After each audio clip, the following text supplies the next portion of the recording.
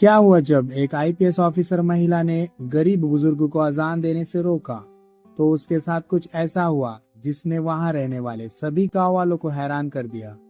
सीमा राठौड़ एक सख्त और तेज तर्रार आईपीएस अधिकारी, जिसने अपनी काबिलियत से देश में नाम कमाया था। लेकिन एक गांव की पोस्टिंग ने उसकी जिंदगी हमेशा के लिए बदल दी। वो जो खुद को सबसे ऊपर समझती थी।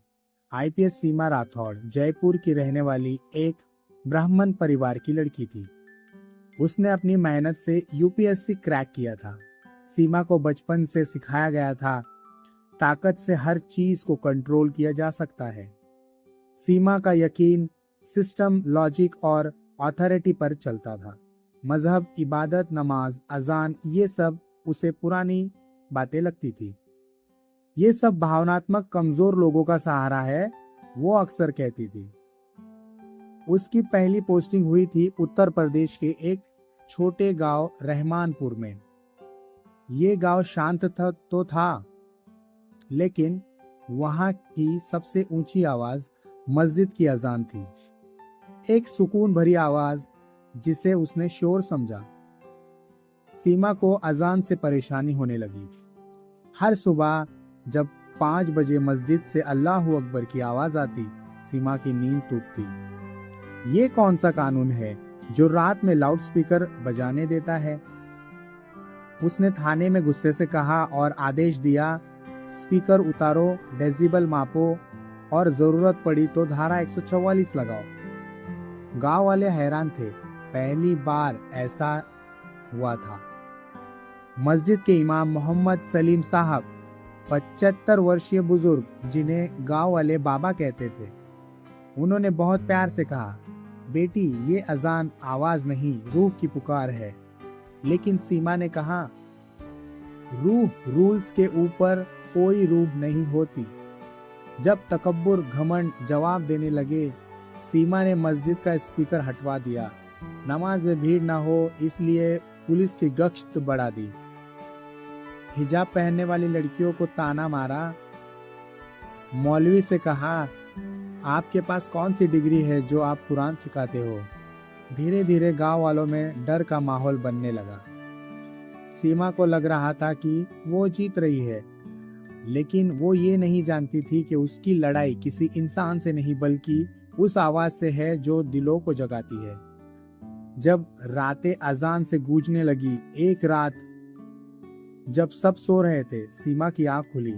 उसने सुना, अल्लाहु अकबर, अशहदु अल्ला इलाहा इल्लल्लाह। वो चौंक गई। स्पीकर तो हट चुका था, फिर ये आवाज कहां से? वो उठकर बाहर आई। सन्नाटा था, मगर उसके अंदर तूफान। रात दर रात जब भी सोती, उसे अजान की आवाज सुनाई देती, कभी हवा से, कभी दीवार से, कभी बिस्तर के नीचे से। उसने डॉक्टर को दिखाया तो डॉक्टर ने सब रिपोर्ट को नॉर्मल बताया, मगर रूह परेशान थी। जब उसकी जुबान बंद हो गई, एक दिन ऑफिस जाते वक्त मस्जिद के आसपास से गुजर रही थी।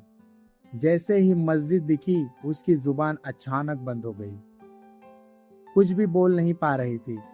रात को जब अकेले बैठी थी, एक सफेद लिबास में बुजुर्ग सपने में आए। वो सलीम बाबा की शक्ल जैसे थे। वो बोले, जिस आवाज को तूने बंद किया, अब वही आवाज तुझे जगाएगी। या तो तौबा कर या चैन छोड़ दे। तौबा का पहला आंसू अब सीमा की बदल रही थी।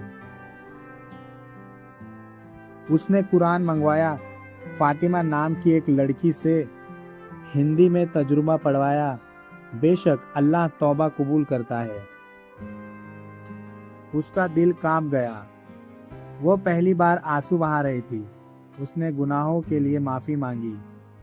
जब एक आईपीएस अफसर मस्जिद के दरवाजे पर बैठी, अगली सुबह गांव के लोग हैरान रह गए।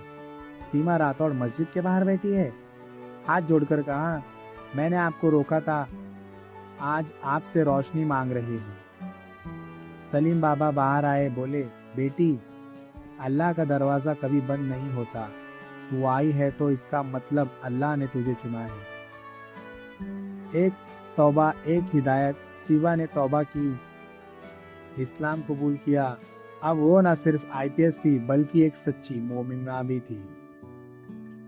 हिजाब पहनती थी, नमाज पढ़ाती थी, गांव की लड़कियों को कुरान सिखाती थी और कुरान सिखाने के लिए उसने एक स्कूल भी खोला।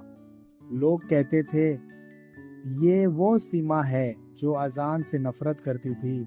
सलीम बाबा मुस्कुराकर कहते हैं जब हिदायत आती है तो जिद्दी से जिद्दी दिल भी मोमिन बन जाता है। इस कहानी से हमें ये सीख मिलती है कि इंसान अगर अहंकार से बाहर निकले और अल्लाह की राह में चले तो हर अंधेरा रोशनी में बदल जाता है।